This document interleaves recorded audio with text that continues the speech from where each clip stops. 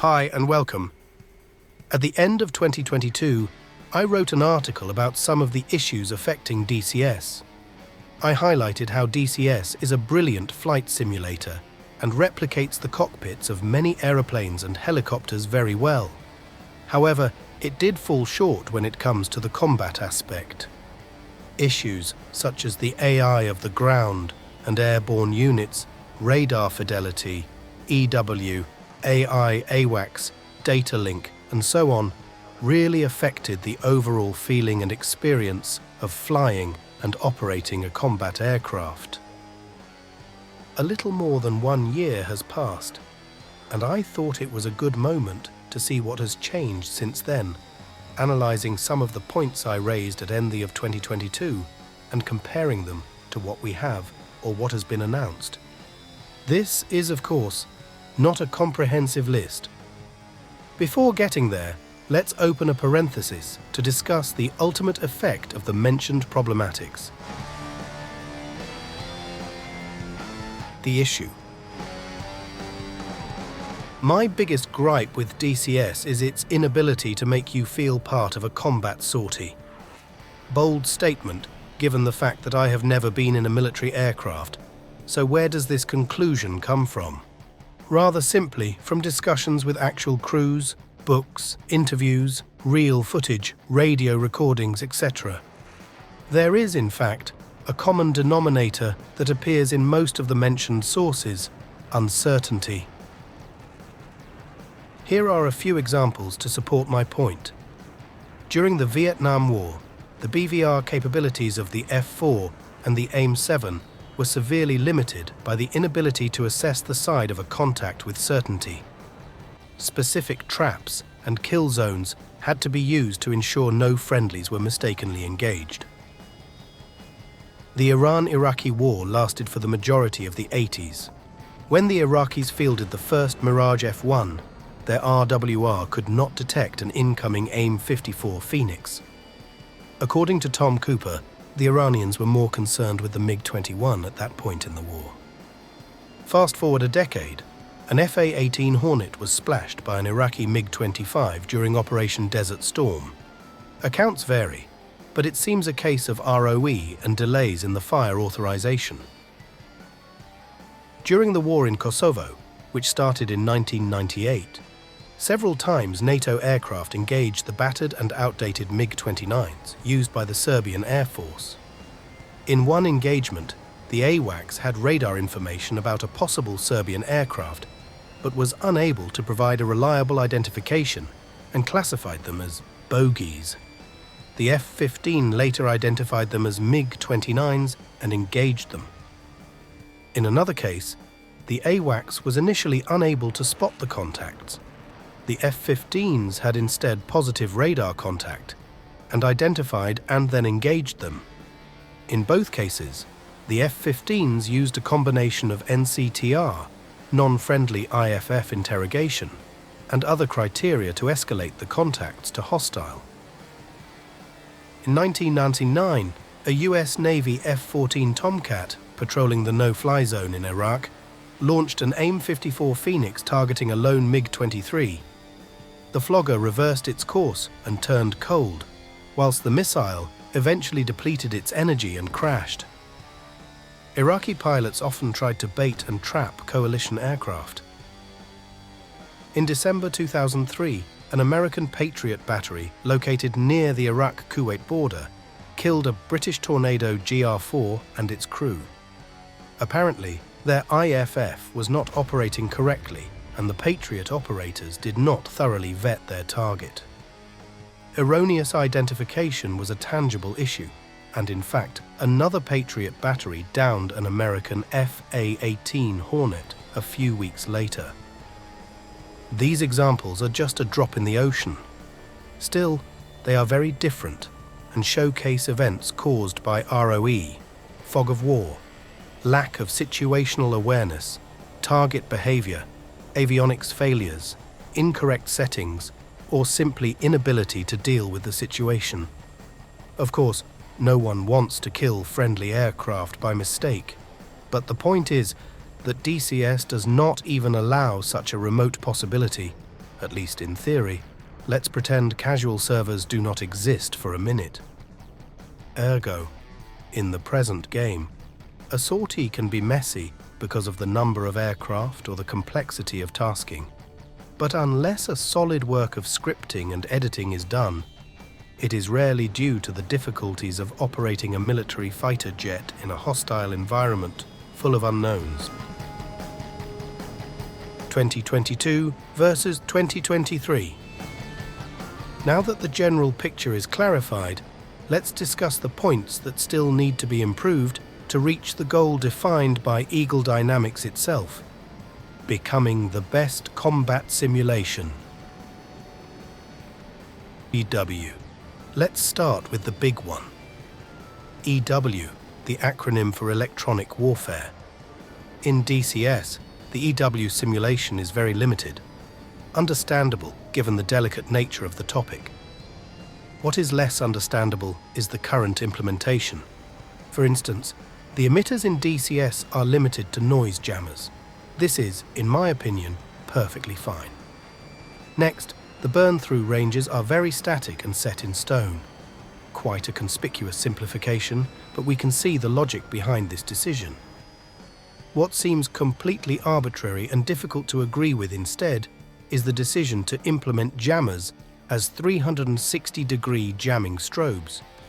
I can see the coding difficulty of implementing directional emitters, as a fixed cone would make jammers pointless against SAM and non-hot, non-coalt hostiles at low ATA. However, what we have makes very little sense. In real life, replicating what we have in the game is no minor feat. In fact, I doubt that real-life dedicated EW aircraft can match the jamming output of a DCS MiG-21. AWACS, data link and classification. According to the NATO website, the E-3A's radar performs a complete rotation in circa 10 seconds. Therefore, the information it can provide and feed to data link systems has a pretty significant delay. A contact would have all time to appear and disappear, for example using terrain masking or completely changing the geometry and heavily affecting the situational awareness of the fighter. In DCS, AWACS updates information in real time, fundamentally turning the SA page into an F10 map plastered in an MFD. This problem should be easy to tackle, perhaps with a realism checkbox in the mission editor options. Data link, link 4, and link 16 are, in fact, other significant issues of the game, especially the latter. It is so unrealistically precise and reliable that certain modules can place the use of their radar, comms, and coordination in the background. The most absurd and extreme effect is that a minority of players are de facto addicted to Link 16 to the extent that the probably best overall air-to-air module, the Strike Eagle, is downplayed because it does not support Link 16 yet. A more complex problem to address is the classification of a contact. DCS lacks native IFF implementation. Although some third-party devs have done some work in this regard, I can't help but wonder whether this is not poorly used time. Don't get me wrong, I totally appreciate their effort, but shouldn't a system capable of working cross-modules be introduced by Eagle Dynamics? The lack of a classification system and the all-seeing AI makes actions such as visual identification and related intercepts pointless. In DCS, the classification is fundamentally bistable and denies an incredible amount of gameplay variations and depth. RWR and radars. Two more critical points are the radar simulation and the RWR simulation. In both cases, realism-wise, there is a vast discrepancy between different modules. The Hornet and the Fighting Falcon are still the worst offenders, but ED has taken concrete steps to improve the situation. AI. The already mentioned all-seeing, simplistic AI is an old story. It sadly killed my enjoyment of single-player campaigns and missions. The ground AI is the least problematic. It mostly suffers from exceptional precision, awareness, and pathing issues. Air-to-air battles are, unfortunately, the worst offenders, as no smart tactics are performed by the aircraft, and increasing their skill level simply means that the AI cheats more. The best the AI can do is set up CC, gate, shoot, crank, and dive.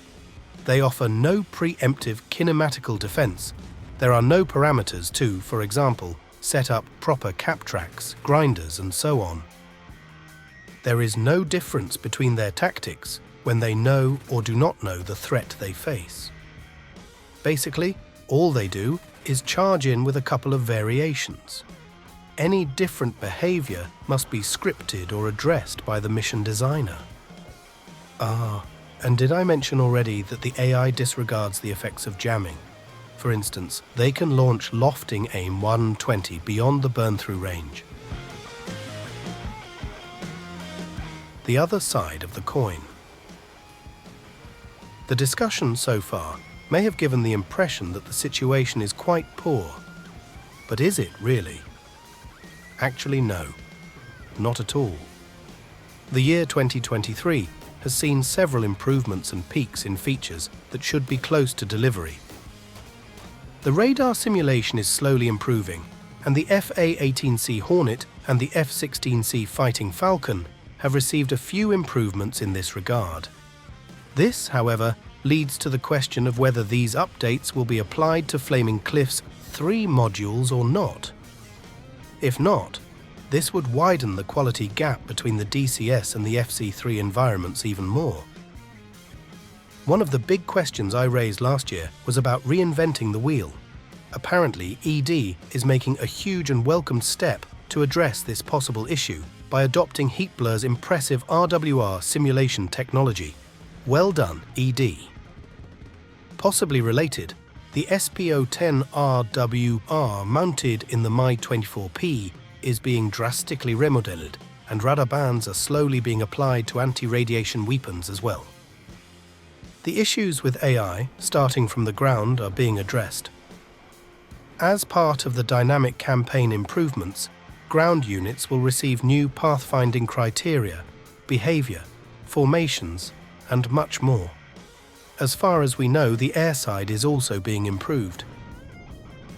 It is worth mentioning that ED is responsible for the core game technology and the modules it produces, given the fact that they are not a huge corporation the size of Microsoft. Delays in the creation of features and improvements such as multi-threading understandably take a conspicuous amount of time. Linked to the previous point, the impressive work done on the radio simulation and the comms between players is worth mentioning. SRS is still the best option thanks to its flexibility and integration with other software, but ED's solution is progressing very well. Conclusions. All in all, it has been a positive year. The list of improvements I would like to see is extensive, but with multi-threading almost tackled, there is room for software and hardware-wise to add more and more of them into the simulation. We have not seen a lot in terms of core gameplay and mechanics. For instance, the dynamic campaign was recently mentioned in a newsletter, but it is something I would like to see only when the issues mentioned above are addressed. I look forward to seeing what next year's state of the game will look like. As always, thanks for watching and take care.